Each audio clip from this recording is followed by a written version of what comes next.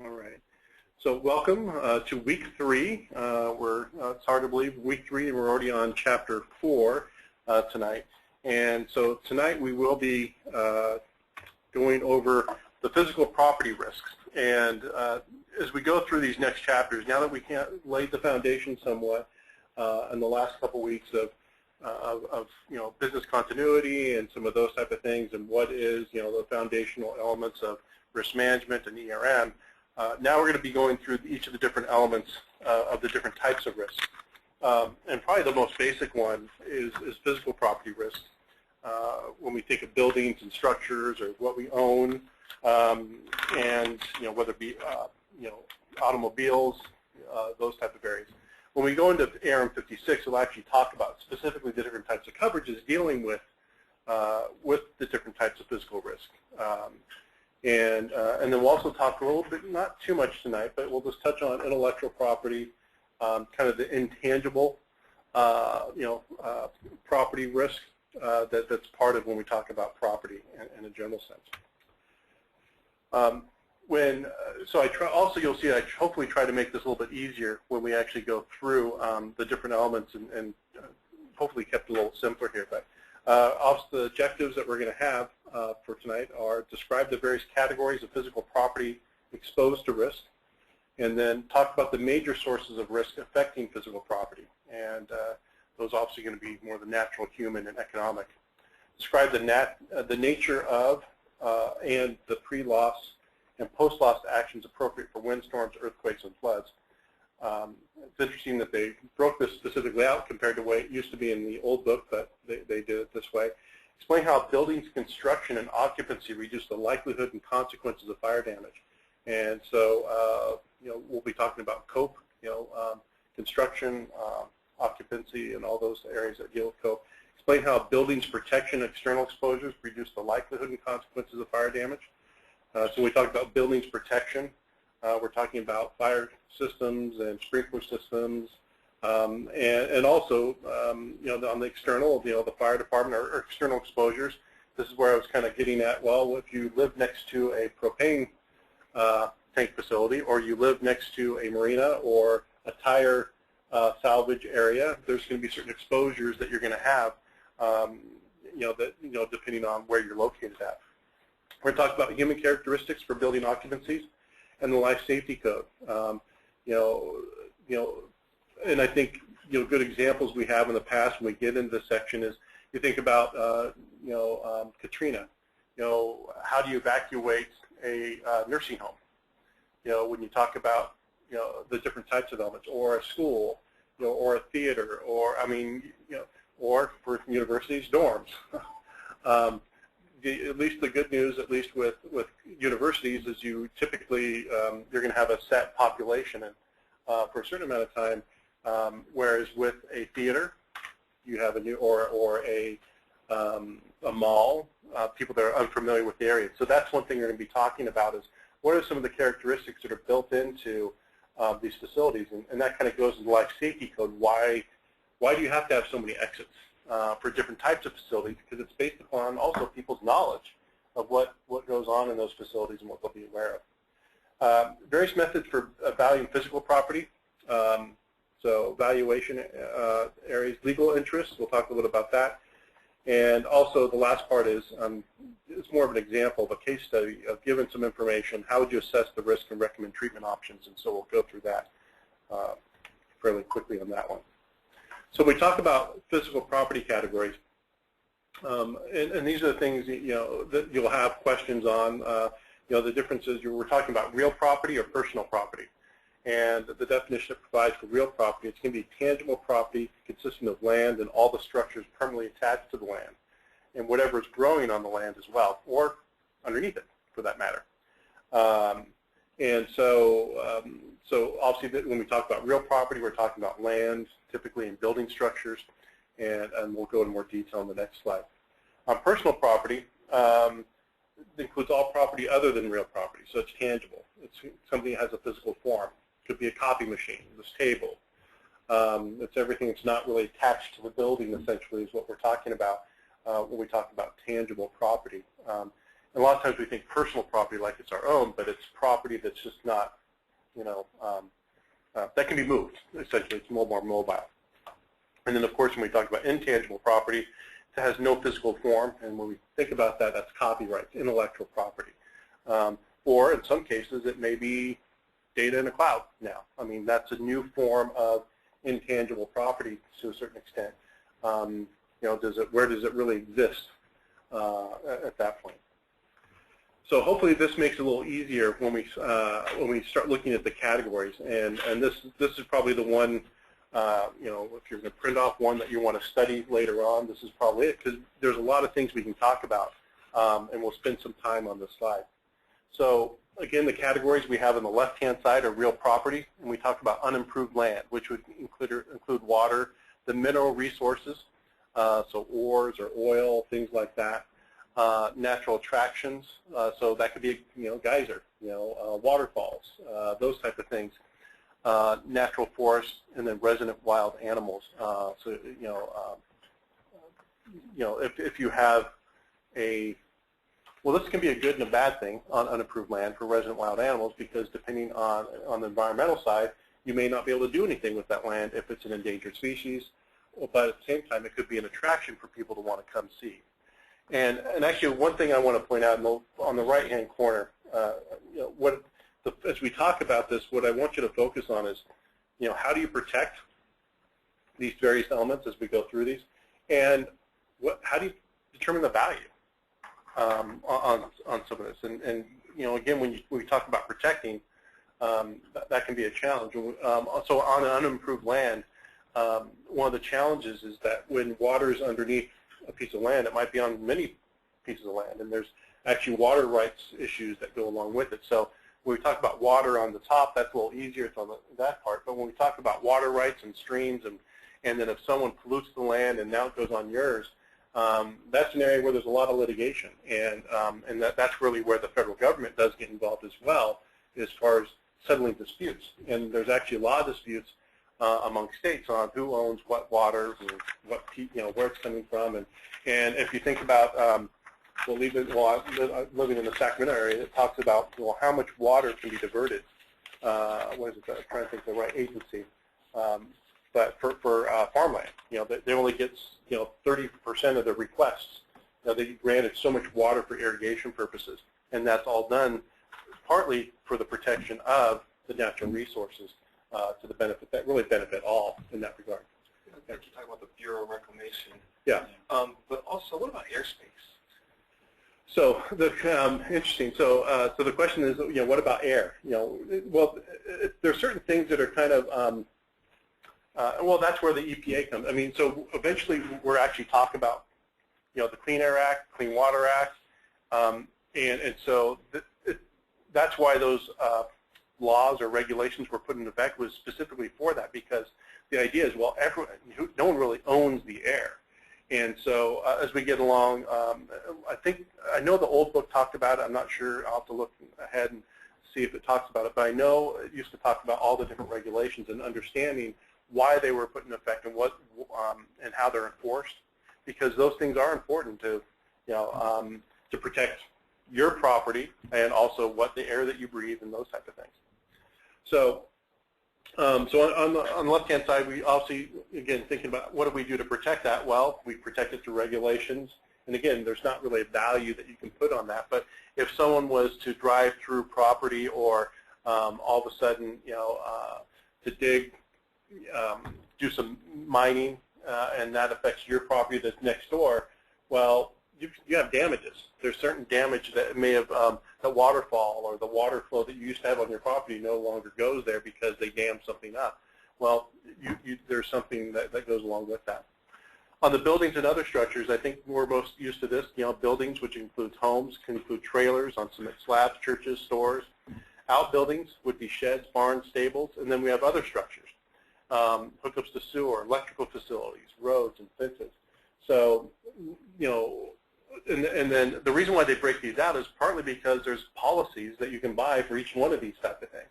So I belong to a homeowners association. Actually, it's a road maintenance organization. It's not really, and so we all pay in to help maintain the road. But if something happens, to someone because we don't have the proper signage or barriers where someone goes off the side of the road, well, then we may be responsible because we're technically the owners as an association. And so there's certain insurance that we may want to purchase for that. When we talk about personal property, and more specifically the tangible property, these are the different things, money and securities, okay? So if you think about a business, well, if you have theft, okay, that's probably one of the issues, or if you have a fire, how are you going to recover those dollars? Then you have accounts receivable records. Well, what's the value you place on that? If you don't, now, again, it's not so much accounts. We're not so much concerned about accounts payable of who we owe money to, because they're going to contact us. But the accounts receivable, we want to know who owes money to us because that's future income.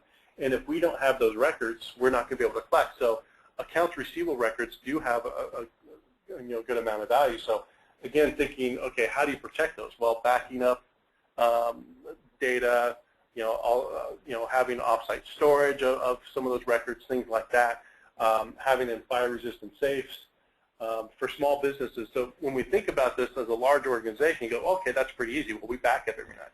Well, think of mom-and-pop pizza store. What do they do for accounts receivables? Or if it's another small company that's selling whatever product out of their house, they have that issue. Inventory, I think we all recognize that there's a certain value if something was to happen to our storage area that had our inventory.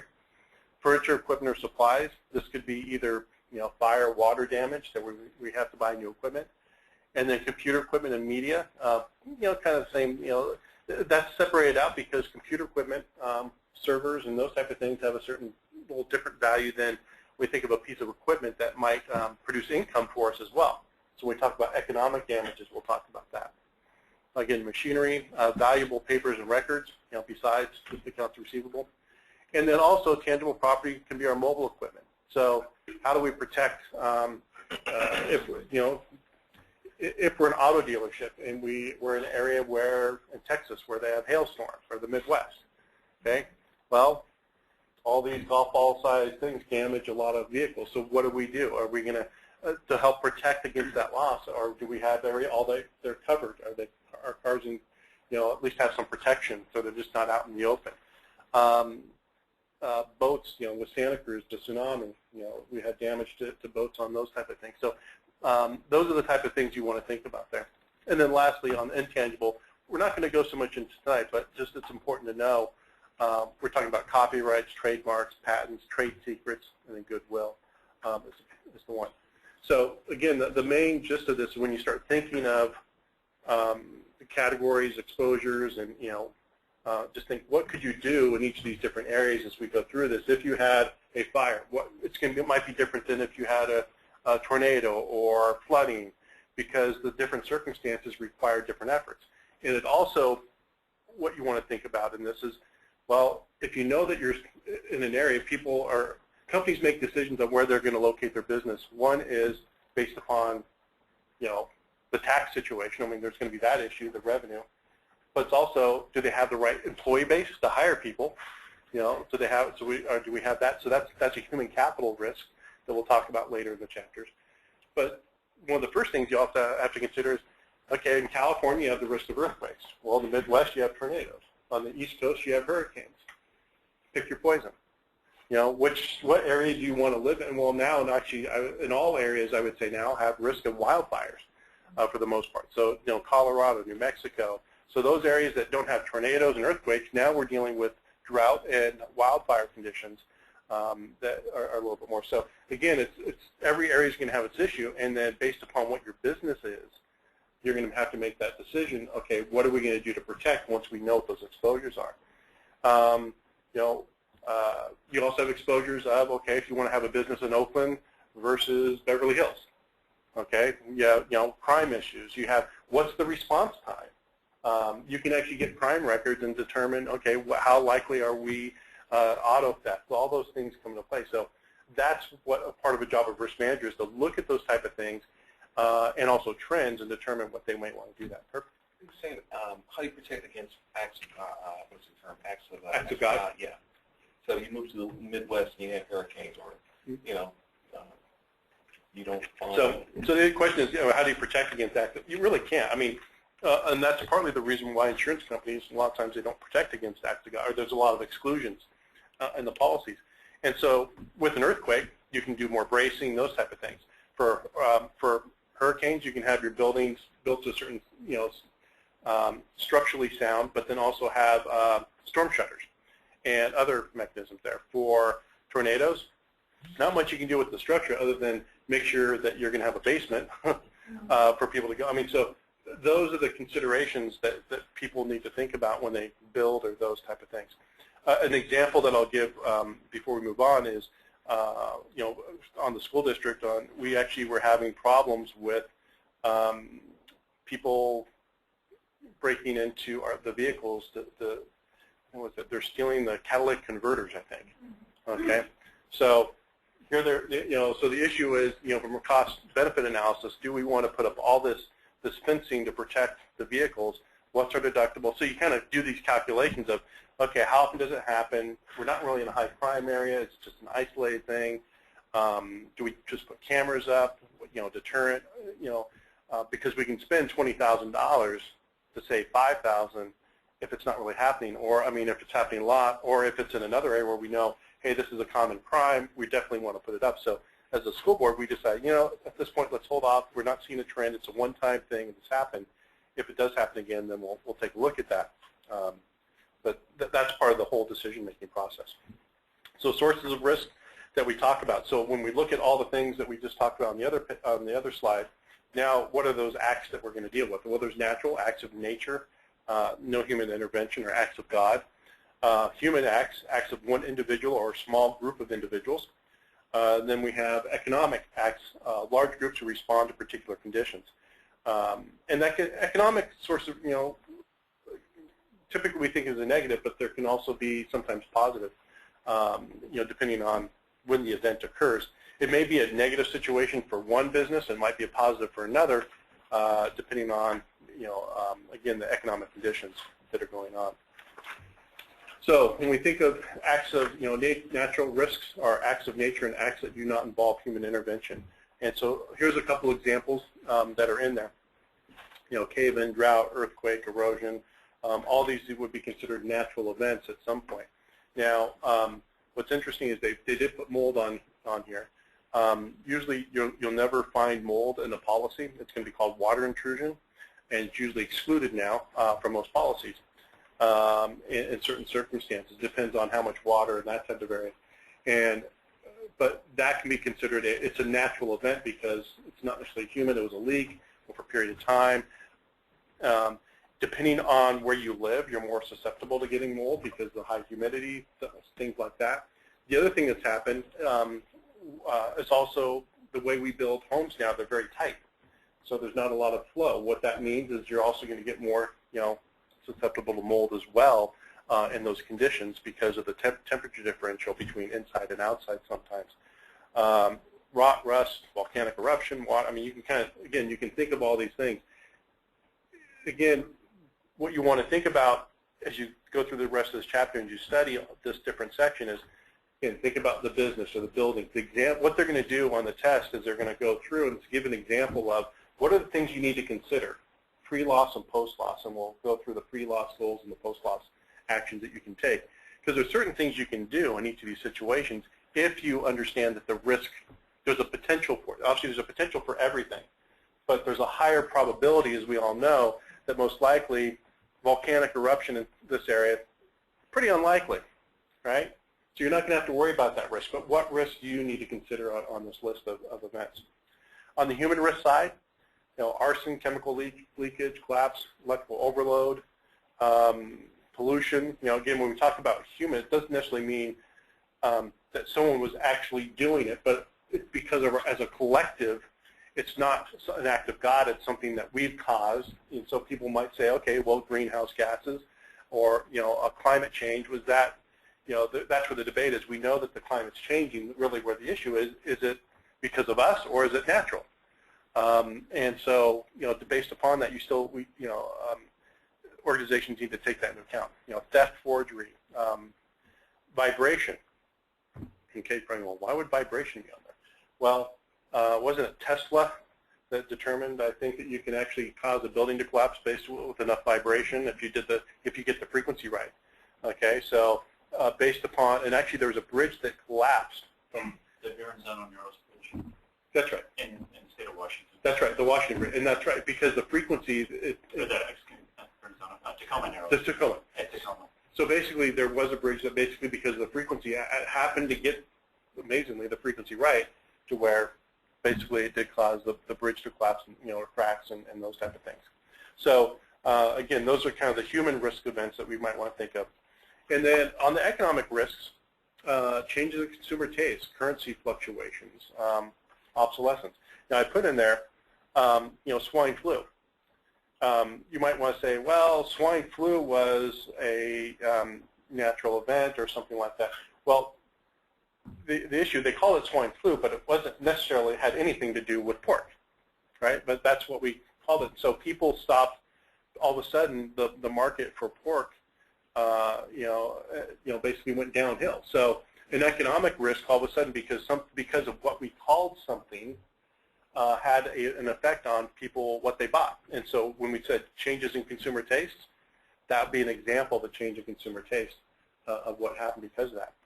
On the other thing to think about, and this kind of goes to losses that might be, so power outage. So we talked about, if there's a electrical overload or power outage. So grocery stores, their biggest season is, November, December, because it's Thanksgiving and Christmas. That's when everyone buys turkeys and all those, and you see everything loaded with turkeys. Well, if you had a power outage and people couldn't buy their turkeys, or in one particular store, look at the economic loss that might cause, because the seasonal change of how people purchase, and you're going to be stuck with all that inventory, possibly, or even a road closure because of these type of things. So when you kind of think about, what are the economic losses associated with these things? We do have a couple comments here. Years ago at UC San Diego, there had a storm drain become clogged with eucalyptus leaves during the summer and fall, unbeknownst to us. When the first heavy rains came, the drain backed up right to the lower level of our gym and flooded and severely warped the wood floors on the racquetball squash floors. Okay, so the question is, would this be considered an act of nature or failure by staff to complete routine maintenance to keep the leaves cleared out? I would probably, I would say it's more of a human one, because the event itself, it was an accumulation over time, usually a natural event. Yes, there was the rain, it might have been heavier, but had it not been for the drain being clogged, would you have had the situation, which deals with the maintenance issues.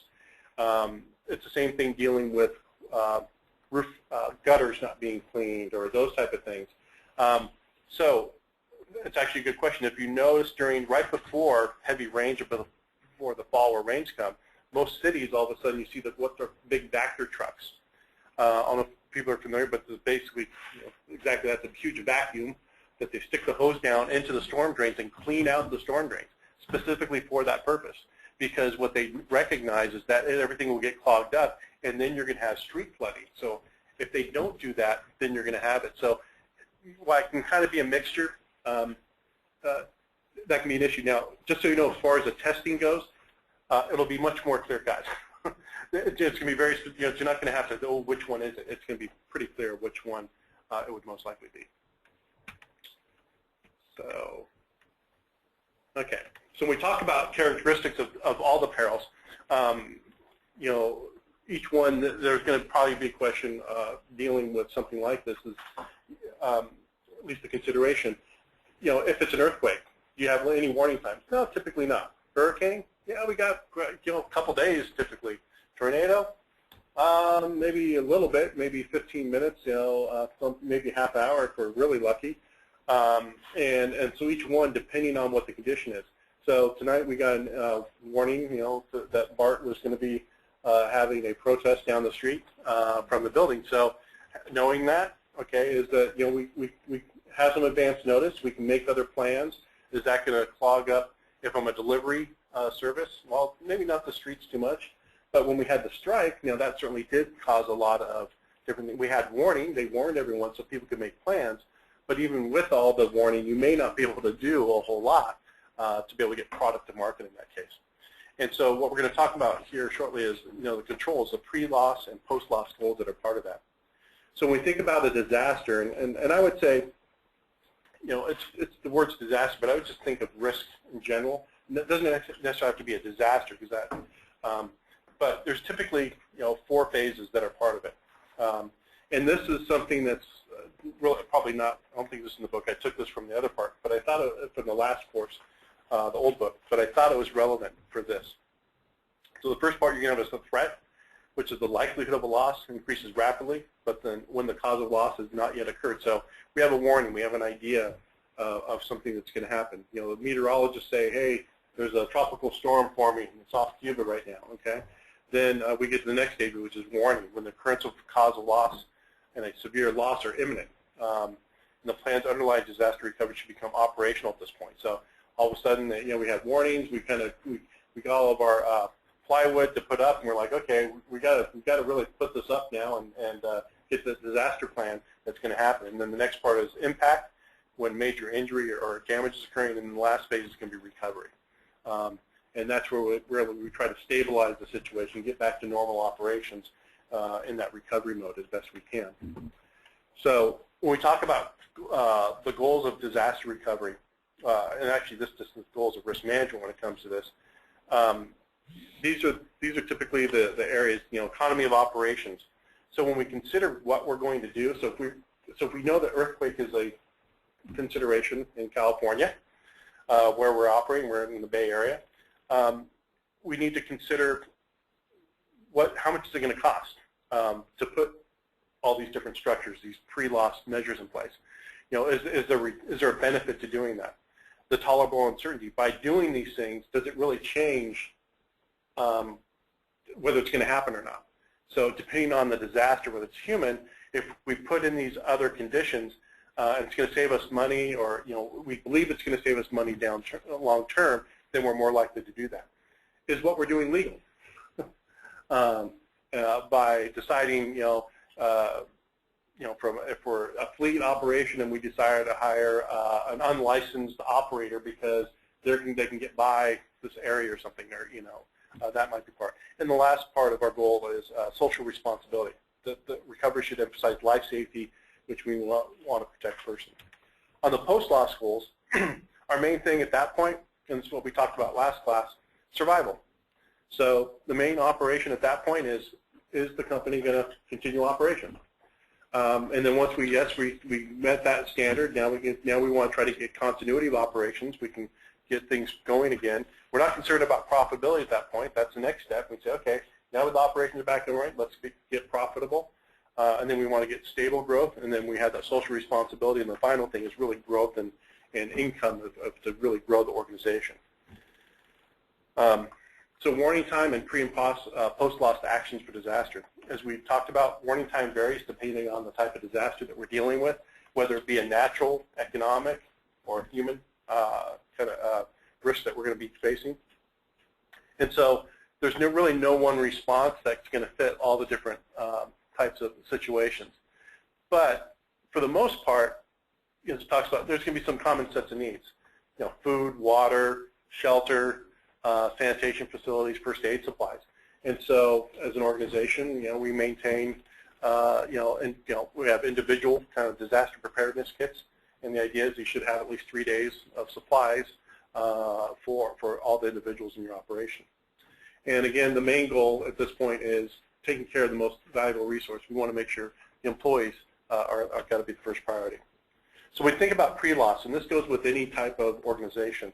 And this really goes back to what your risks are, once you identify what the potential risks are. So one of the first questions before you even locate, and now if you're a risk manager going in, you may not get this choice, but where do you locate your business? Is it known for earthquakes, hurricanes, those things we talked about? Are there high-risk operations nearby? Tire disposal, propane tanks? Is it a high-crime area? I mean, so those are the things you want to keep in mind as far as where the business is located. Well, if it's already located there, and you can't really change that, then maybe what type of structure do you have, and how do you protect from the exposures? I mean, so maybe you have the land, you haven't built it, and actually the last one is what modifications can be made to the building or the surrounding area. So if we know that earthquake, well, we can do bracing. If it's we're in a hurricane area, I mentioned the storm shutters. If it's a higher crime area, fencing, cameras, other things that are deterrent. So those are the type of modifications you want to think about. And again, in a general sense, based upon what the potential is. Well, let's take a university setting for research. Okay, a disaster, in many cases, would be ventilation's not running, electricity goes out. We have a whole bunch of live animals that are a lot of things in refrigeration. So if those are our and we're like, oh my gosh, these are the risks that can happen of major power outage. Well, our pre-loss goals are: do we have enough generators? Do we have backup? Do we have fuel for those generators? So that kind of gives you a context of what you kind of think about. And so the last chapter, business continuity, and this kind of go hand in hand when we even look at structures of how do we keep, one, the operations going, but how do we protect the building itself from that as well.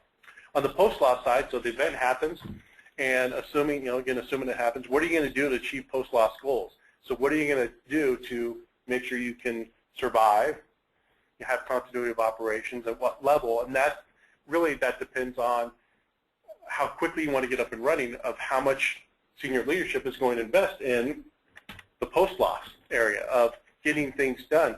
Because the challenge is you're spending a lot of money for something that may never occur. But can you sleep at night? Can your management sleep at night? If something bad was to happen, are you just going to shut down? Someone had a question? Did anything ever come out after the, was it 89, the earthquakes, the Loma Prieta earthquakes, as far as being close, lost, and things like that? So I know they were talking about the buildings needed to be reinforced. That was one thing that came out. So I would say, so the question is about after Loma Prieta, did anything happen? Well, I do know for UC, I know we spent a lot more retrofitting a lot of our buildings. Right. So, I mean, that was really the biggest response from an earthquake standpoint. There's not a whole lot. I mean, and the reality is we've talked about the New Bay Bridge is also a response to at least earthquakes. And so that's the reason why we built that, supposedly, for that. So, but the post-loss, I mean, the main two things are, what are we going to do to survive, continuity of operations, and then also we should have disaster recovery plans to make sure how we get back into operating with that. On the disaster recovery plans, this is a little bit more that's from the old book, but to ensure an effective response occurs during the confusion and emotional distraction of a disaster, should provide the following: adequate time to have an effective plan in place before a cause or loss strikes. So the idea is, hey, do you have a plan? Hopefully you thought about this and you have supplies. Opportunity to investigate contingency plans to different potential scenarios. Training of staff and advanced planning with coordinated efforts with public officials. So that's the reason why we want to have these plans into place. Again, also for the building structure, not just for the people. When we talk about the recovery plans, there's really two things we're talking about. We have the pre-loss actions, which we've already talked a little bit about, but that's loss prevention and loss reduction. Can we prevent any damage from occurring? First of all, can we actually prevent that? If not, loss reduction is, can we minimize? And again, when we talk about loss prevention and loss reduction, so loss reduction would be sprinklers, from threat from a fire. Loss prevention might be the construction of the building might be more of a loss prevention effort. Is it a fire resistive? Is it masonry? Is it less likely to catch on fire? So that might be the prevention effort. Or the activities that we perform in there, we don't do hot work, or those things will produce sparks, might be part of that. Then the post-loss actions is, again, disaster recovery coordination, and then recovery actions are part of it. This is more informational on the disaster recovery, good housekeeping, some other items. I'm not going to go too much in detail on this. So once we talked about the disasters, natural wind, and it really goes through a lot of detail of all the different types of disasters in the book, and what the potentials of risk are for each one of those. But and if you think about, again, there's too many to go through. There's, the what if, they go through the big ones, and we'll talk more about the wind and some of those areas here in a moment. But what we can do when we think about building structures is, there's certain aspects that we can help prevent some bad conditions. So the COPE is the acronym there for construction, occupancy, protection, and external exposures. So we talk about construction, we're talking about what is it made of. That has a certain aspect. Occupancy as well, okay, is it a theater, is it a school, who's going to be in there, what's the conditioning, I guess you want to call, of the people that will be in there. Or is it, when we also talk about occupancy, is it a research facility, a lab? Is it a warehouse that has a whole bunch of palletized material? Or is it a occupancy is propane tanks?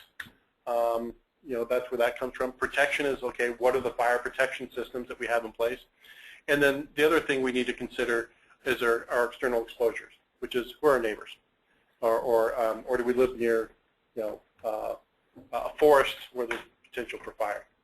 On the construction types, and we'll go through each one of the various types of construction that they have a good example, but there's 6 types of construction that we're going to talk about. So frame, wood frame essentially, joisted masonry, combustible, modified fire resistant, fire resistant.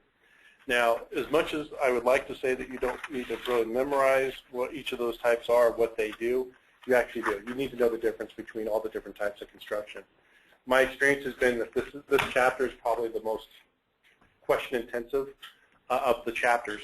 And so there's a lot, where I'd say it seems like it's getting into the weeds. It's actually important to know the difference and why you'd want to have one building type over another in different situations.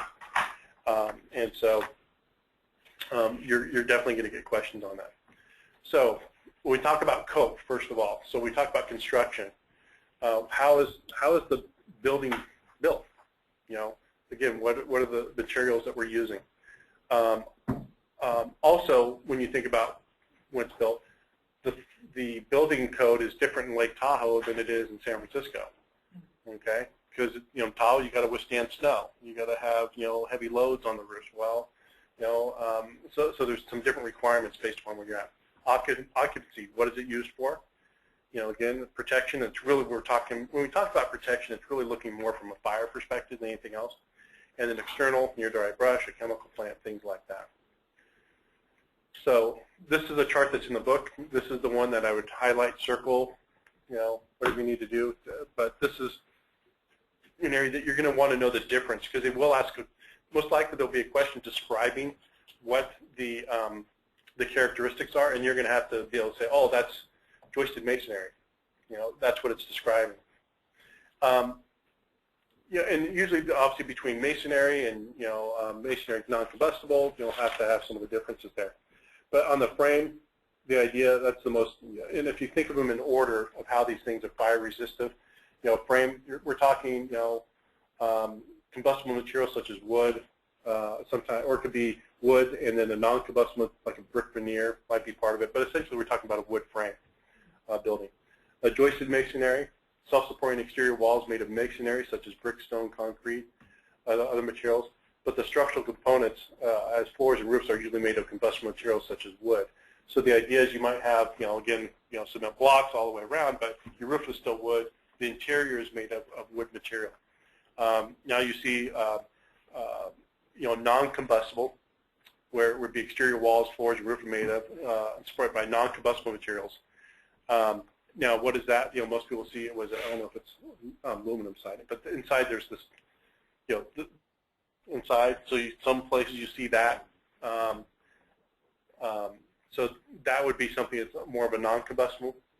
We talk about masonry non-combustible, exterior walls of masonry or fire-resistant materials, rating of not less than 1 hour, and that's kind of the key word there is the 1 hour rating.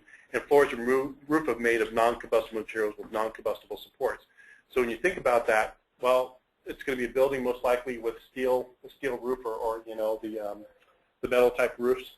So that's what they're talking about. It's not going to be material that's obviously going to be combustible.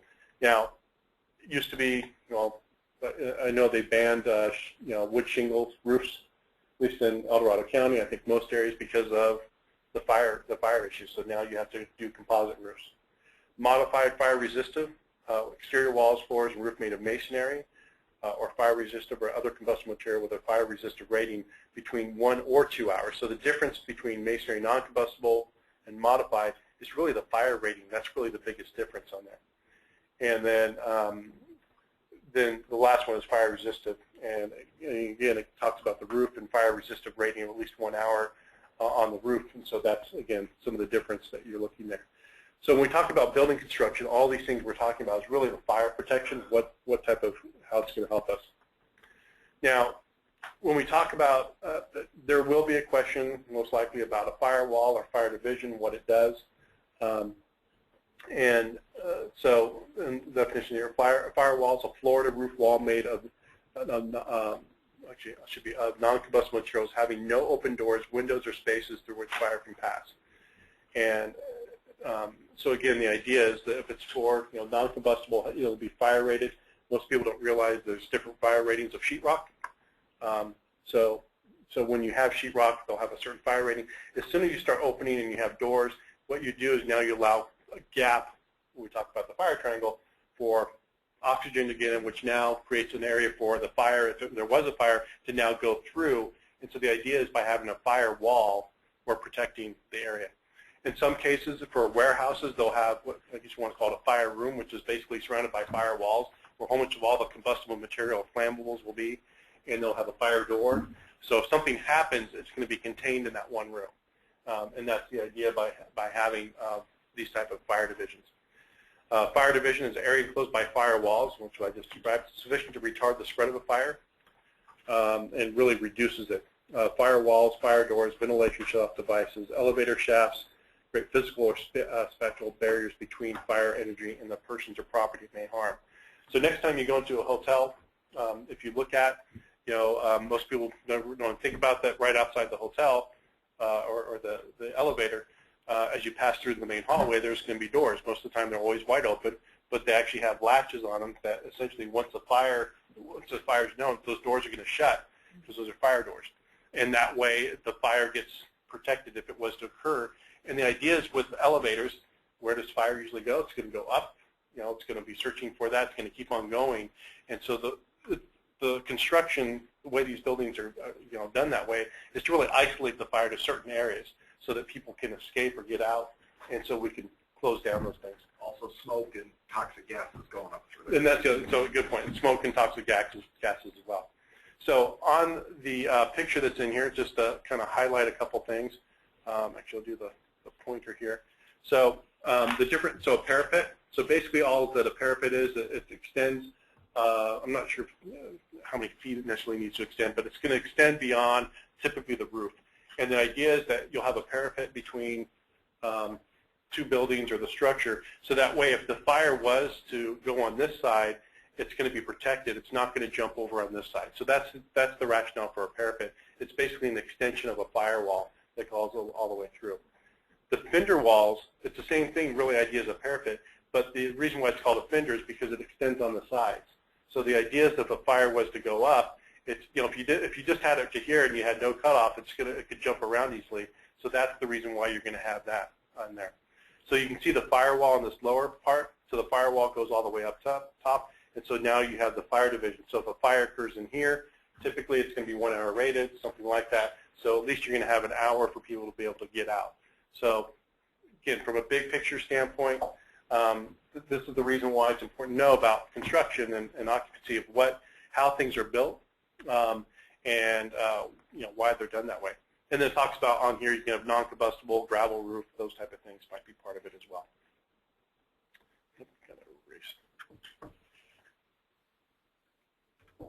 So we'll talk about this later too, but occupancy, 6 human characteristics to consider due to fire.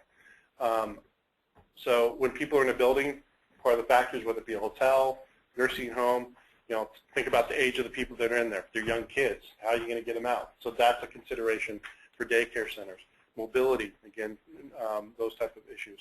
Awareness of the fire. How are people old enough to be aware of the fire, what to do because of cognitive condition or hospital situation? Hospital patients might be part of it. knowledge of the building. How often are they there? You know, for people that are part of the building, we're always in here. But if you're going to a meeting place, you know, and so you wonder why fire marshals get on people about when they go to a meeting. Can you point out the emergency exits if something happens? Is because otherwise, would people really know where to go? Because they don't typically think about that. Or you know, think of an airplane, a little different, not a building, but you know, even though we're we're so used to the instructions, but that's part of it. The other piece, which deals not so much with people, but it deals with groups of people, is the density or crowding. How many people are going to be in there? So again, why are there listings saying occupancy? Well, because it's how quickly can you get people out of the building. So you need to know what the density or the crowding factor. And then extent to which occupants can be controlled in their response. You know, are they going to be receptive to taking directions in certain situations? So that's going to be part of the challenge there as well. And then this kind of goes through we'll go through some of these more a little bit later, but I put it on here as well. So the types of building occupancies, and they give lots of examples, and we'll go through some of those in here, but assembly facilities, educational, daycare, healthcare, ambulatory, detention and correctional facilities, mercantile, business, industrial, storage. Based upon, so you're going to have a question saying, okay, what are the considerations you're going to have for what type of building, or what would you be concerned about if you're dealing with this type of this, and you know, so it's going to ask you something like that based upon a different type of occupancy, because there is no one right answer. I mean, you know, it depends on what you're doing, and so they'll give. Usually, it's going to be a scenario-based, saying you're going to have the situation, you know, and then you'll have a couple questions dealing with that scenario, and it's going to ask you about what, from occupancy of what type of people would be in there, what would be most likely the considerations for those. I'm not going to go through each one of these, but this, again, of a page that I would highlight that really, you know, I think most people know what all these definitions are. What a healthcare facility contains occupants are incapable of self-preservation, unable to use exits regardless of the number provided. I think most of us have, you know, the common sense that, okay, we know what these are, but the reason why I point this out is because this is the basis of what you're going to be asked a question of what you need to consider, because it's included in the book. Most likely they're not going to ask you, you know, describe something and say which one of these is it, but it's going to be more in a scenario-based type of question that's going to be on there. So when we talk about some different type of occupancies, I'm just going to go through a few because these are the things that will most likely, there'll probably be some questions on. So we talk about commodity storage. So, you know, I mentioned I've worked for Raley's in the past. And so one of my areas that I had responsibility for was actually our warehouse. It was almost a million square foot facility. And so different parts of the warehouse, we had different types of storage. Well, if you have lots of paper and cardboard trying to think, we did have some things that might be considered flammable, but there's, you know, things that will catch on fire and then they'll heat up really hot, so you're going to have a very hot fire that's going to grow very quickly. And so when you think of commodity storage, one of the things that we actually, Raley's had installed in-rack sprinkler system, so which basically means that the sprinklers would be actually, you know, within the load, so if something was to happen, you know, the fire's going to be caught at the lowest level, so it's not going to spread too quickly. They also had deluge, I forgot the right term for it, quick release or whatever, but a deluge sprinkler system, so that basically it's just going to pour down water like crazy. Now, obviously that puts out a fire real quick. The problem is, and this is the other factor from a risk management standpoint, is you break a lot of sprinkler heads with people driving forklifts and putting stuff in pallets and putting them in racks. And so then you have water damage that goes with it, and you have sometimes a lot of false alarms of the fire department coming out because automatically a central station is activated when a sprinkler head is broken. If I remember, for some reason I remember that there used to be a question, and there may be on this exam, that talks about the types of commodities. And so we have the 4 listed commodities, which are Class 1 non-combustible products in corrugated containers with about single thickness, cardboard dividers. Then we have Class 2 products with slightly higher amounts of combustible packaging. And then you go up all the way to Class 4. These are Class 1, 2, 3 projects containing limited amounts of Group A plastics and corrugated cartons or wood pallets. So again, Class 3s include ordinary combustibles such as wood, paper, natural fiber cloth. So the idea is, as you go up in the classes, you're going to have a much greater risk for fire or hotter fires, which they can spread based upon the categories. And again, the idea is Class 1 are non-combustible products, but by the time you're dealing with Group 4, you're dealing with combustibles. And typically on wood pallets, and again, plastic also. Besides, you have the smoke, the toxic smoke that may come from that. Palletized storage, for commodities that are stored on pallets, risk control factors should be considered. Height of the storage, pallet construction, whether it's wood or plastic, aisle spaces, the material that it's being doing. When the height of type of aisles is increased with a rack storage system, vertical and horizontal flue spaces are created called multiple chimneys. So again, think of each one, they actually have a lot of times a lot of siding to prevent, so it basically stays within this area. Wrapping of plastic. So a little bit more detail on this, but this is the idea of, you're going to have probably questions based upon, you have this type of situation, what are the concerns you may have to deal with on these areas. So in the risk control measures, again, preventive, a deluge system, which is basically where it's just early suppression, fast release, ESFR, that's what I was trying to think of. So ESFR, sprinkler system, is early suppression, fast release, meaning that it's a deluge system. You can have in-rack sprinklers. The issues you have to make sure is you have enough water pressure with that. Also considerations for hot work and separate storage for highly flammable. So again, depending on the type of operations. If you have spraying operations, depending on the type of spray, whether it's when we think of spraying, a lot of times we think probably like an auto body shop or something like that. But there can be other activities where people are doing spraying activities. Again, fine droplets of combustible fluid, which when it's in finer droplets, it can be more ignitable. Same thing, people have heard about fires in grain storage silos. Again, the little combustible or even lumber yards or sawmills. That fine particles, actually, there's nothing, they just basically the friction and everything, all you're going to, it's the combustion. And so that's always a concern in these type of areas as well. And then this goes more into some of these type of areas that you'll want to take a look at. Flammable liquids, this could also be considered for laboratories, where the techniques, cleaning solvents, fuels, paints. Almost any organization is going to have some type of flammables. Whether they spill, handle, so the wrong combination of vapors and ignition source can create a devastating result. So where they stored, how they stored, the flammable cabinets, those type of things might be part of the concerns that you might have there. And this is more probably for backup. I'm going to go through most of these rather quickly now because, again, it just gives you an idea of, if you have this situation, what do you want to think about? If you have this, you want to think about here's some different scenarios you want to be aware of. Food preparation, okay, if we think about food, okay, if burgers and other things, we see on TV, when people are cooking, you see flames, right? They don't use electric, they're using gas, propane, but also a lot of things produce grease. Now, all of them are also, it's not I'm going to call it, a fume hood, but there's a hood system that basically above all these type of things, and there'll be sprinkler systems that basically will activate specifically for that area.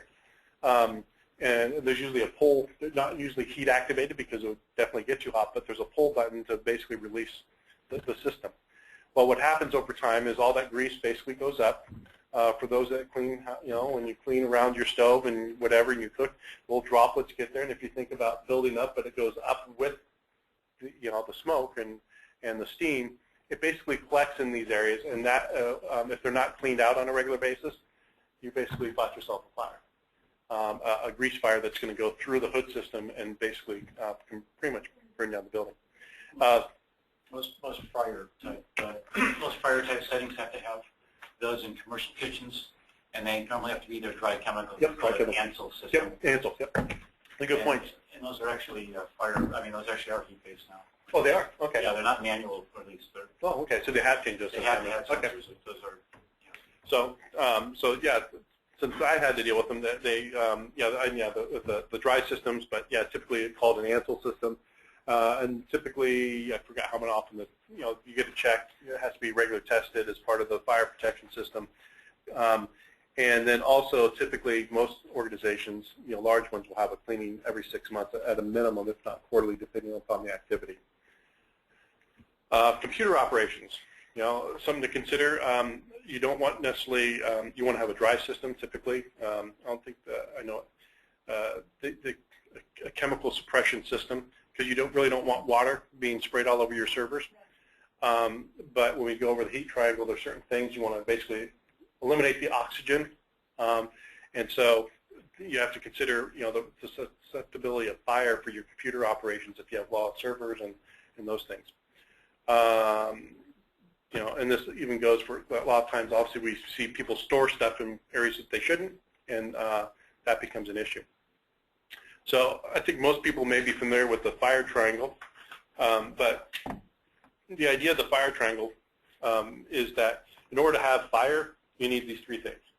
So you need a fuel source, whether it be paper or anything like that, and it doesn't have to be gasoline when we talk about fuel.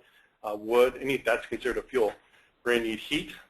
A lot of times we think of heat or an ignition source is basically when we talk about heat. That's really what we're talking about. And then we need oxygen. So if you take away the ignition source, or you take away the fuel, or you take away the oxygen, either one of these things, and essentially you're not, the fire is going to, not start, or you can, have the fire go away. And so basically, when you are spraying with water, and that's why the heat's there, is you're essentially taking away the heat source. You're putting out the ignition, and so that's how we're basically getting rid of the fire, is through that. The fuel's still there, oxygen is still there, but the water's now dissipated. So, so sometimes people always ask about, why heat or ignition when we're doing that. Again, when we talk about fire protection, to prevent or extinguish a fire, risk control measures must control and eliminate one or more of these elements. Decrease the amount of combustible material in the given area. Control the second element of heat, focuses on removing sources of heat sufficient to ignite fuel. And then finally, fire extinguishing techniques smother a flame by removing the third element, oxygen, either mechanically or chemically, will be part of that.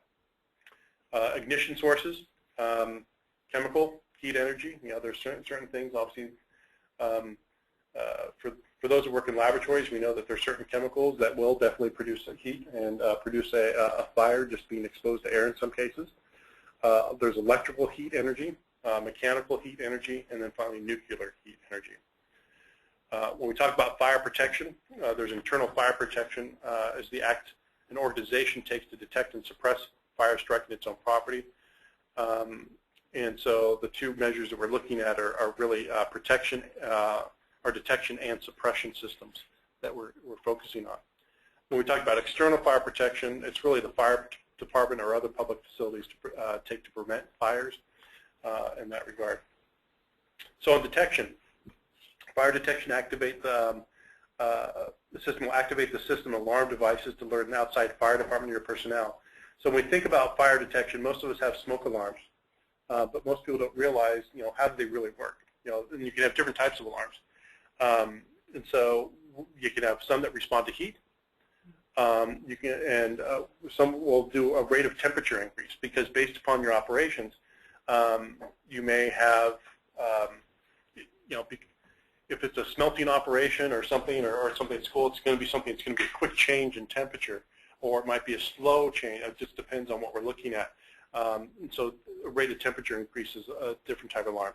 Obviously smoke, some that because of flame, or it'd be a combination of some of these things.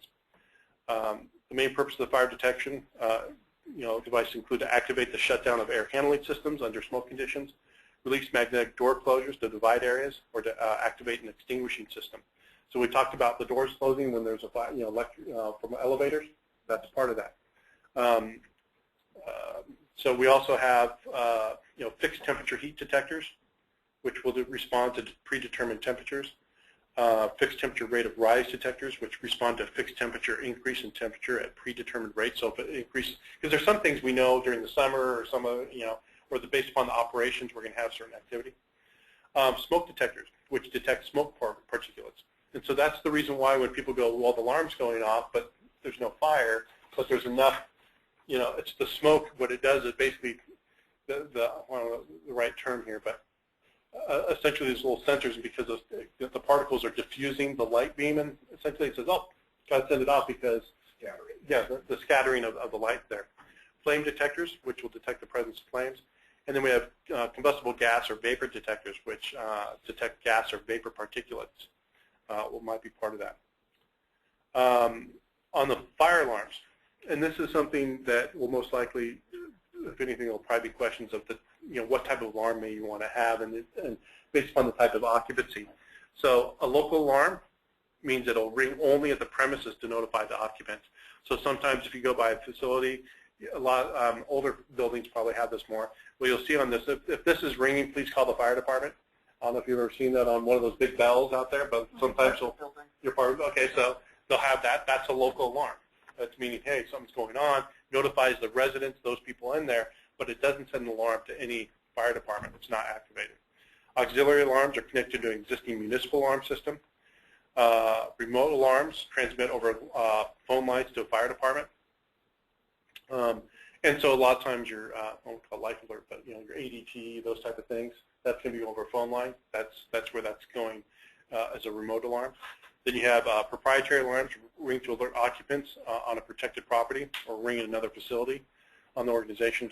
So you may have some organizations might have their own fire brigade, and so that's when it might happen. And then central station alarms, which are probably the most, I think, they're probably the more frequent, which ring on the premises of a company that is in the business of monitoring alarms. And so, central station alarms, they can be activated by either, the fire detection system, or it can be also based upon the water pressure change in the alarm. So the sprinkler system gets activated. There's like a tamper switch, and there's other things that there's little toggles. So all of a sudden, water flow, because the sprinkler head gets activated, water flows, and all of a sudden, the water's flowing, it goes on the toggle, it sends an alarm to the central station, and usually based upon that, either one, they'll call and say, are you guys having a fire? Before they send people out, or if there's instructions, they'll immediately also at the same time, the fire department. And so a lot of locations have a central station, what's called central station alarms as part of that. Once a fire is detected, suppression measures must be initiated. If it's automatic fire suppression systems, they use water chemicals, carbon dioxide, and foam. Again, some systems will have monitoring devices. Now, most people seem to think, because in the movies it happens all the time, that all of a sudden that you pull the fire alarm and all the sprinklers go off in the entire building. Okay, but there's always, as a kid always thought that. But so if you look at if you're in a room that has sprinkler heads, one thing you'll notice is that, like for the room that we're in where we're doing the class tonight, the sprinkler head has a red fusible bulb, or bulb, not fusible, but depending on the type of sprinkler head, there might have what they call fusible link or something like that. And based upon the color is what the temperature that will activate at.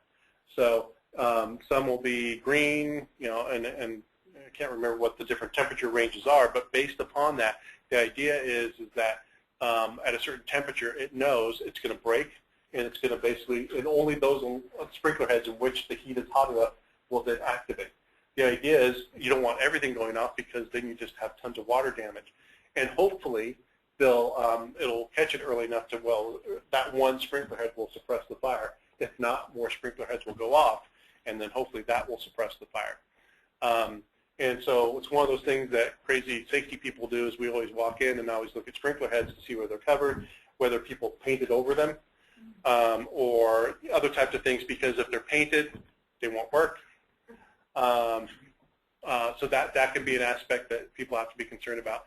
Also, when people do new construction, if you have a closet, if you walk into a closet in this building, there should be a sprinkler head, because the whole idea is every area in which there's a self spot need to have it. Or if all of a sudden we decide to put a partition up, there's got to be protection on each side of that partition. That becomes part of it. Again, water is a common extinguishing agent. Rely on public water, gravity tanks, in-ground tanks. So some will actually have, so for this facility in the building that we're in, the Office of the President, there is actually a pump because the water pressure from the city is probably not sufficient. And so basically we will make sure that we have sufficient water pressure in the event that we have to activate the fire alarms and have more. So it's kind of like I don't think jockey box is the right term, but You guys got your Jockey own fire department? no, for our UC, no. Our campuses, we have 2 campuses that actually do have their own fire department. UC Davis and Santa Cruz are the 2 campuses that have their own fire department that will respond. Again, most water sprinkler systems are most effective on Class A or ordinary combustible materials such as paper and wood. And then there's wet pipe systems, dry pipe, and and so dry pipe systems. There might be a question that deals with this, but typically in colder environments like Lake Tahoe where it freezes a lot, you're going to have what's called a dry pipe system. So essentially it's kind of packed, or or it could be either have air as part of a little system. The idea is that if it freezes, it's not going to break the pipes, because what tends to happen is happened in another location where they turned off the sprinkler system because they're concerned about freezing, forgot to turn it back on during another time, and of course there's a fire out in the warehouse area on the overhang and on the loading dock, and burn down the overhead. So that can happen. Again, reasons for water sprinkler failures: closed or inoperable valves, sprinkler protection only for a portion of a building. I've seen that. Inadequate maintenance and system testing. I've seen that as well. Painted or obstructed sprinkler heads. Inadequate water supply or pressure, and then occupancy hazards exceeding the system's design capabilities. So if you have a lot more combustibles in an area, or the other part is, you might hear safety folks or people do inspections saying you can't have anything closer than 18 inches away from the sprinkler head.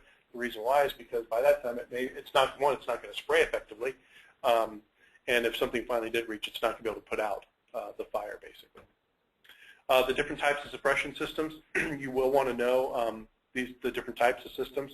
The wet pipe system, filled with water, immediately ready to go. Dry pipe has piping with air pressure, holding back the water pressure until it is released. A deluge system, which all heads stay open. Water enters the system by a deluge valve, which is activated by a separate detection system, and a good for flammable spills or areas that you just want to if you want to take like a water park ride, then you go through a deluge system. And then pre-action, same as deluge system, except the sprinkler heads are closed, and both water and heads must operate for system to work. And then once you have those, you're going to have either dry chemical, carbon dioxide, or foam systems. And it, again, talks about the different types here.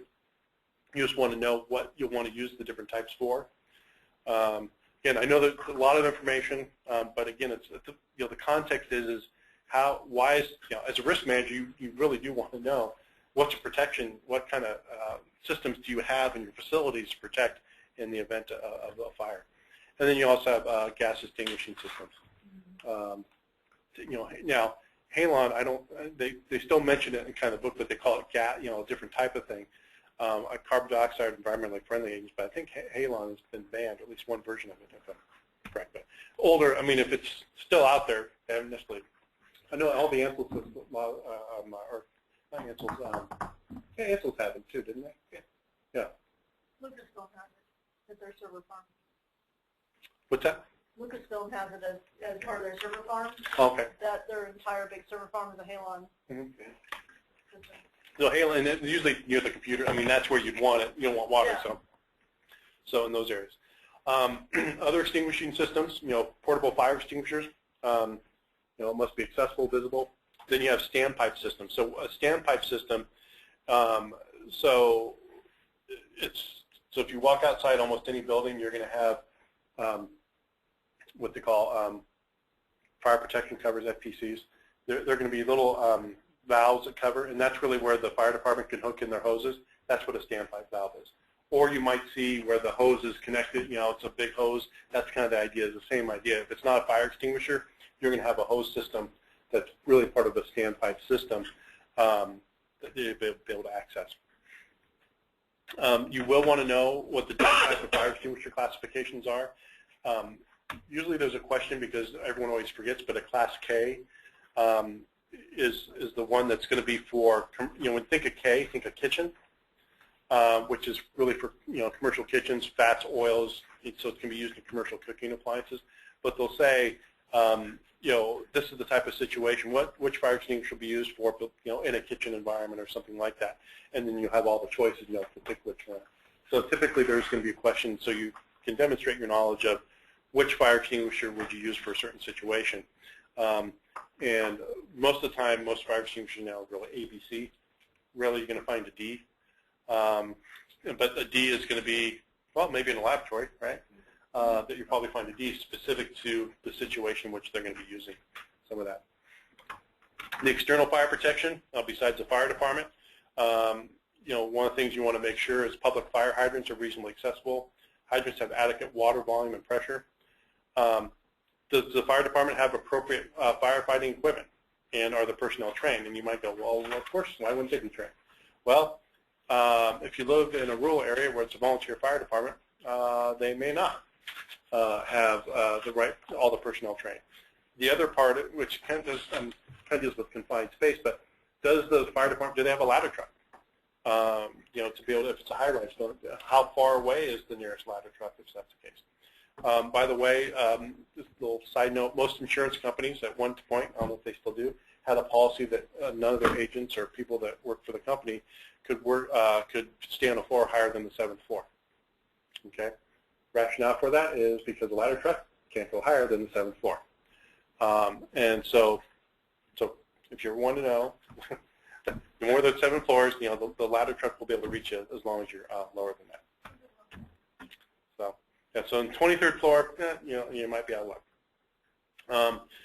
Again, when you work with a public fire department, you should be aware of the following: distance from the fire department to the organization's property, the terrain and obstructions that might interfere with the fire department's response, and how long it will take. Now, depending on the type of risk, again, with the warehouse environment, we invited the fire department. We wanted to come out to be familiar with the facilities. I know the universities, we want them to come out so they know what is going on, so they're at least more have an idea. But you also want to think about, well, there's a night shift and a day shift, and who's going to be on, and those type of things. So it's not just saying, oh yeah, I went to them and they've looked at it, but you want to make sure the right people are know. We had a situation at a facility, a UCDC facility, where because the fire department hadn't gone out, there was a fire caused by a paper shredder, and the sprinkler system activated. Well, first of all, there's a fire door that's a 1-hour fire door. Unfortunately, the person overreacted. They took their chair and threw it at the window to break the window on the 3rd floor because they were concerned about the smoke. And of course, it wasn't probably the worst thing we can do with the air, more oxygen maybe being introduced. The fire was extinguished and fairly quickly, but the fire department still came in because there wasn't really, when they went to there's a lockbox that usually has a key for them to be able to go in and activate and be able to open doors like a master key set. Well, that wasn't there, so they decided, I think, at least 20 doors they took to an axe to because they like to break things. So, and that was a good example of now they have a much better relationship with the fire department to say, hey, if you have to come back here again, please don't break all these doors. And here's the key and everything. So they have, doing basically a walkthrough, and most fire departments actually appreciate the opportunity to be able to do that. And invite the fire department to the property, develop a firefighter's data packet, so they have it. That's all. Usually there's a fire room somewhere. A lot of times, depending on the facility, it might be outside, but that's where the sprinkler valve or the fire, all the fire valves or the fire protection system information will be in there. When we talk about where we get all this type of stuff from a life safety standpoint, so I mentioned NFPA, or National Fire Protection Association, and so they actually have what they call a life safety code. When we talk about life safety, it's defined as the portion of fire safety that focuses on the minimum building design, construction, and operation and maintenance requirements necessary to assure occupants of a safe exit from the burning portion of the building. And again, the focus is on how buildings should be designed and equipped to assure occupants a safe exit, either to open air or portion of the building free from smoke or fire. We talk about fire safety, that's really any risk control measure to protect against harm to people and damage to property from the adverse effects of hostile fires. So life safety is really specific to getting people out of the building. Again, National Fire Protection Code. So there'll be a question that says who issues the national, life safety code or something like that, and they'll have National Fire Protection, they'll have National something else, but there'll be a question that probably will say which organization helps to determine regulations dealing with building code design or something like that. There'll be a National Architects Association. There'll be some other type of things out there, but obviously, if you read the book, you'll know it's NFPA. And sometimes it says failure to comply is not only breach of an ordinance and increases the chance of property damage. Now, NFPA by some locations is an ordinance that's actually incorporated by code. In other locations, it's not. It just depends on the jurisdiction, whether they've adopted what they say NFPA such and such. Now, typically for NFPA 101, that has been adopted, I think, everywhere. That is pretty much the standard. But there's some different requirements. So there's some different NFPA requirements based upon building structure of whether they've actually adopted some of those other ones. NFPA's Fire Protection Handbook sets out arrangement, equipment, maintenance, and operation, building structures to avoid undue danger to lives, talks about providing sufficient number of exits, design exits so they do not rely on any single safeguard. You have to have fire extinguishers and or sprinklers. Not all buildings are required to necessarily have sprinklers. It's based upon occupancy, whether they're required. Provide the appropriate kind, number, and location and capacity of exits, and maintain the exits free of obstructions. Make the exits clearly visible. So when we talk about green signs, red signs, whatever, where they're located, what's nice is most of the signs, the phosphorescent kind of where you don't need the batteries anymore, check them. I used to remember always having to check the exit signs every year to make sure they're all working. If the bulb goes out, things like that. Arrange and clearly mark doorways or passages that do not lead to exits so the occupants do not become confused. So sometimes you'll see where people have marked, this is not an exit. Well, the reason why is because so people don't inadvertently go out there because they see it's a door and it won't lead them anywhere. And again, provide a minimum of 2 means of egress wherever occupants can be endangered by attempting to escape through a single means of egress blocked by fire or smoke. And so that's one thing you'll always see in every room is that there's going to be 2 means of egress to be able to get out. Based upon the occupancy, if it's a conference room, okay, conference room, you're going to have 2 exits. If it's just an office, if it's my own office, no, you're only going to have 1. But if you think about it, even residential buildings, technically, you're going to have a front door, you're going to have a back door. Rarely, I don't know if you can even build a house with only 1 entrance or exit. Now, you can, when you're on the top floor, there's actually ladders, those things you can attach to windows, things like that, to be able to escape if need be. Also incorporate adequate and reliable lighting for exits, install fire alarms to alert occupants to danger. So next, I'm staying in a hotel room tonight, so one of the things you'll notice, based upon those rooms that are, there'll be an audible signal for a fire alarm. But for those rooms in which, if it's an 88 room, you'll notice there's also strobe lights in those rooms that will also indicate, so that way the light will start flashing for those that may not be able to, that are deaf. So those are the considerations between ADA and NFPA that they put those things in. Enclose or protect vertical exits and other vertical openings between floors. And so that's the other requirement, so fire it's less likely to spread. Again, I've went ahead and brought this back of the considerations. And because this is really life safety code, specifically what they're looking at, what they want to consider. So age, whether occupants very old or young, each group has a significantly higher fatality rate because they are less mobile or less aware of a fire. Mobility issues, impaired needs special attention, physically or mentally disabled, hospitalized or incarcerated, that's a consideration. Awareness of the fire, again, so if you're in a hotel room, if they're asleep, how are they going to know? Well, that's where the audible alarm. So these are the things of why all these codes were created. Drugs or alcohol, occupants' attention affected by diversions such as sporting or entertainment events. Okay, so how are you going to consider those type of things if it's a large venue? Whether occupants in one part of the building are unable to detect a fire in another part of the building because it's so spread apart. Whether they have knowledge of buildings, have they done fire drills? Then density, what number of people are in an enclosed area, And then the last one, control of occupants. What discipline or control of occupants might exist?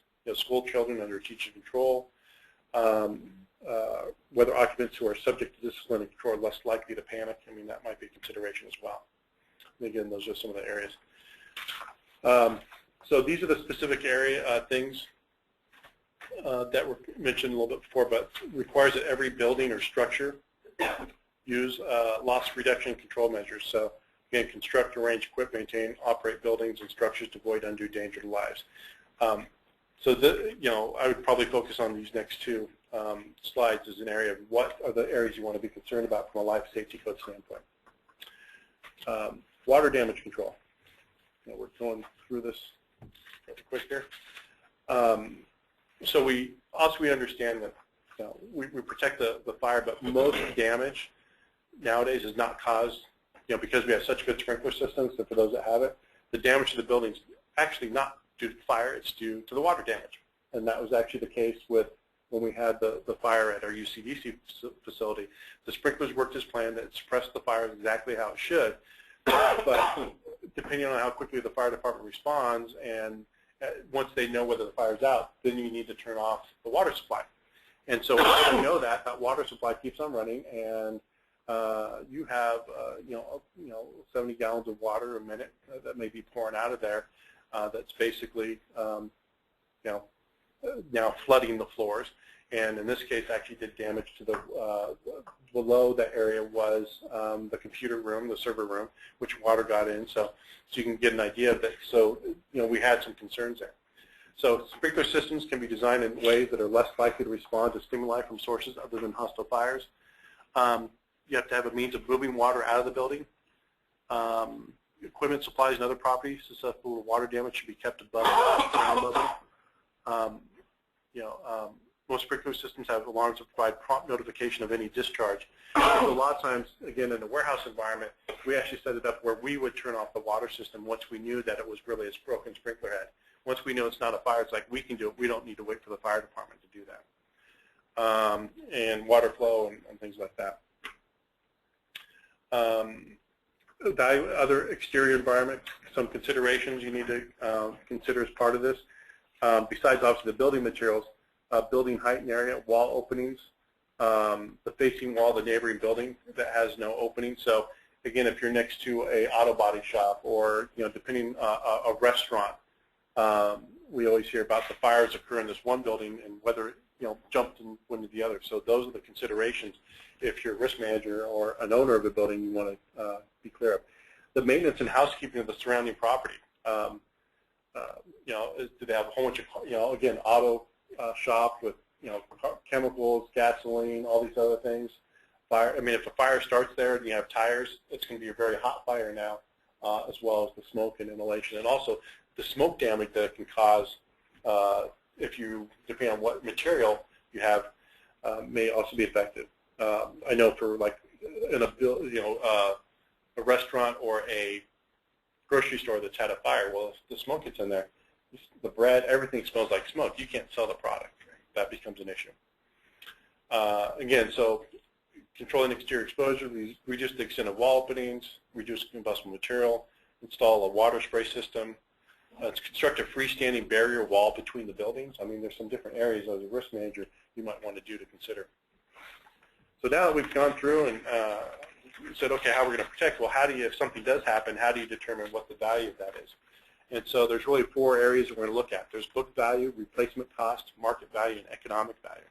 Now, I think most of us are probably familiar when we go through this, at least, and this is where I encourage people to take a look at what their insurance policy says for their homeowners, is because, whether it's replacement cost or market value, there's going to be some determination of what they say that they're going to rebuild if something happens to your house, of what they're going to do. So on the book value, it's calculated on the accounting assumption that the portion's assets' useful life is expired. So book value is typically lower than market value due to depreciation. It's based on historical improvements.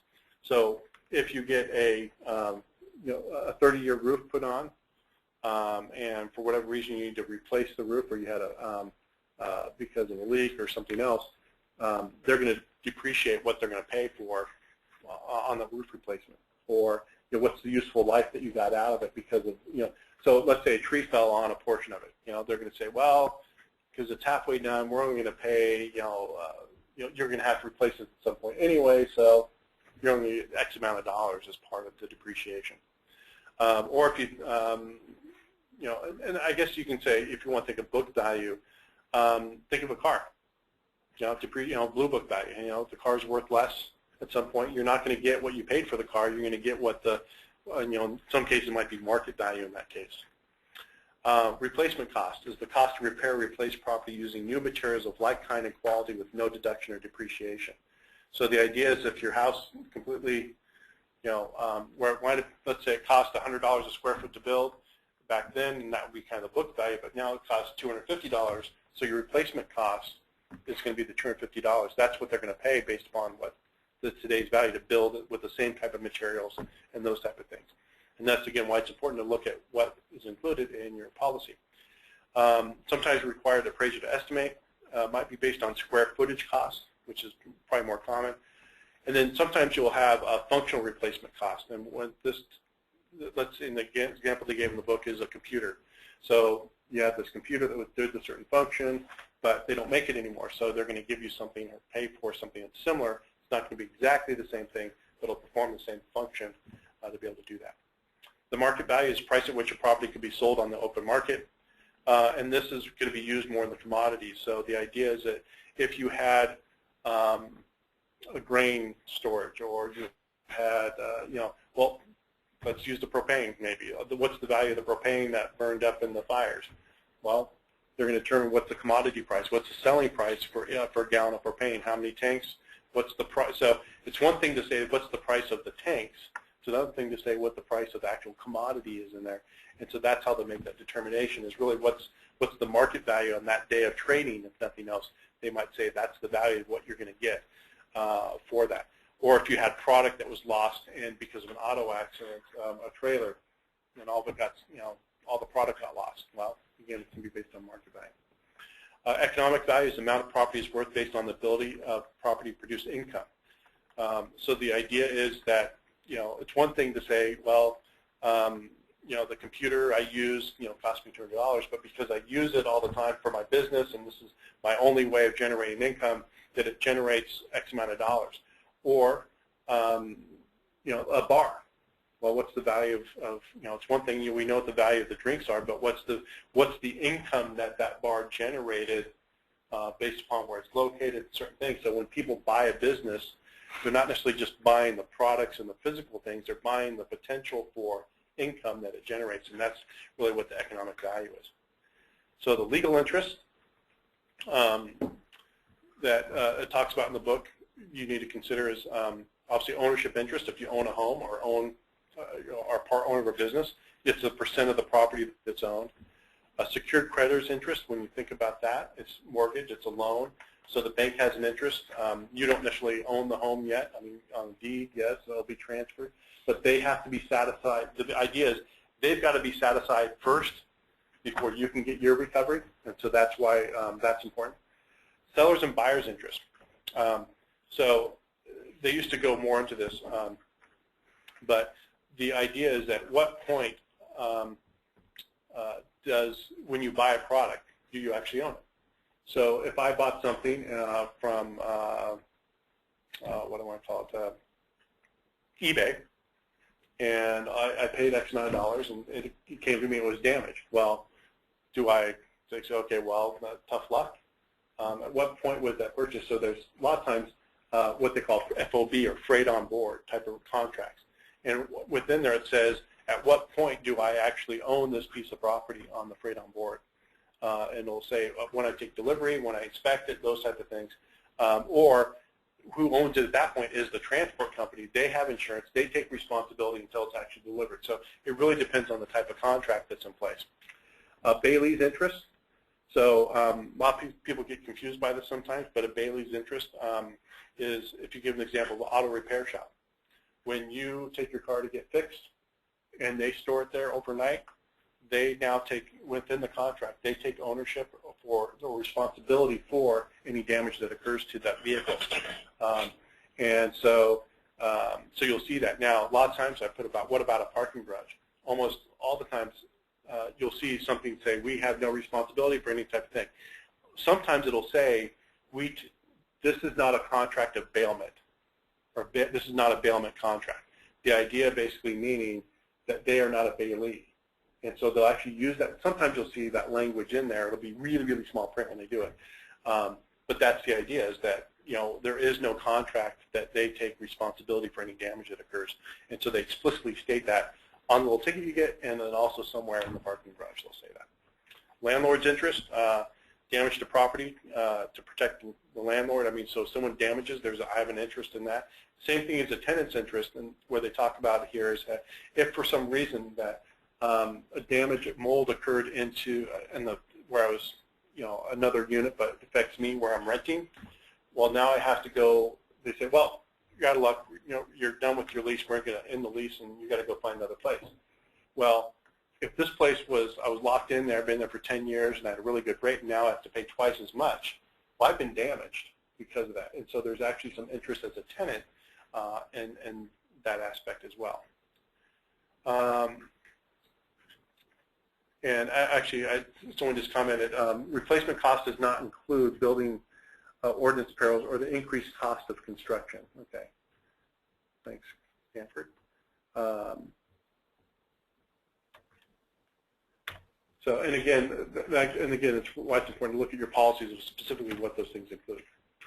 So we actually ended pretty close to being a little bit over, but a lot of information again. So again, I guess the big picture aspect that I would certainly focus on, the one thing I did want to show real quick before everyone does depart for the evening is the case study that's in what I sent out earlier for the Q&A, and it talks about Melford propane, and just interesting that propane tanks just be the popular item with the recent news events. And this is an example. What you want to consider is think about what we talked about tonight. It talks about sits on 40 acres, low-lying rural land, is adjacent to a large creek that feeds a large river, and the river is a major source of water for a nearby city. Okay, this is the type of scenario or question you're going to get on the exam. The plant site includes small office buildings, storage tanks for propane, vehicle service area, 10 delivery trucks, are fueled and serviced. So, okay, they're getting fueled on the area. 5,000-gallon underground gasoline storage tank is located on the premises. Okay, so you think about what could go wrong. Okay, underground storage leak goes into the water, which then you have that issue. You have fire potential. Oil, grease, and other lubricants are stored in small shed in the service area. Excess portable propane tanks are stored in small. So what the idea is, what are the things you would have, as a risk manager, you have to be concerned about? Or if you live next to this facility, what are the things you need to be concerned about, what they're doing to protect your interests? Would you want to carry more insurance or put the barrier wall or have some other things like that? So, and give some other examples of what they're trying to do there. So anyways, hopefully we covered quite a bit of information. Next week we'll be doing Chapter 5. And hope everyone has a great evening. We'll see everyone next week. Thank you.